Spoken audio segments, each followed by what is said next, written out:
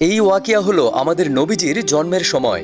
যখন হুজুর সাল্লাল্লাহু আলাইহি ওয়াসাল্লাম জন্ম নিলেন তখন পুরো কাবা শরীফ নূরে চমকাচ্ছিল। তিনি প্রথম ও শেষ মানুষ ছিলেন যার জন্মের সময় পুরো দুনিয়াতে অলৌকিক ঘটনা ঘটেছিল। ইতিহাস সাক্ষী এত বড় জনগোষ্ঠী আর কখনো একত্রিত হয়েছিল না যতটা হয়েছিল হযরত মুহাম্মদ সাল্লাল্লাহু আলাইহি ওয়াসাল্লামের জন্মের সময়। যখন আমাদের পেয়ারে নবীজির জন্ম হয়েছিল তখন তিনি কোনো সাধারণ বাচ্চার মতো কান্না করছিলেন না। দাই নবীজিকে গোসল করাতে গিয়ে দেখে আগে থেকেই গোসল করানো ছিল। আপনার দাদা আপনাকে কোলে নিয়ে কাবা শরীফের দেয়াল ছুঁয়ে আল্লাহর কাছে শুকরিয়া আদায় করলেন। উপস্থিত লোকজন সেখানে বিচলিত হয়ে গেলেন। তারা নিজেদের মধ্যে কথা বলতে লাগলেন, এই নুরানি বাচ্চার নাম কি রাখা যায়। তখন নবীজির দাদা আব্দুল মুত্তালিব নবীজিকে কোলে নিয়ে মানুষের উদ্দেশ্যে বললেন, এরকম নুরানি বাচ্চা এর আগে কখনো জন্ম হয়নি।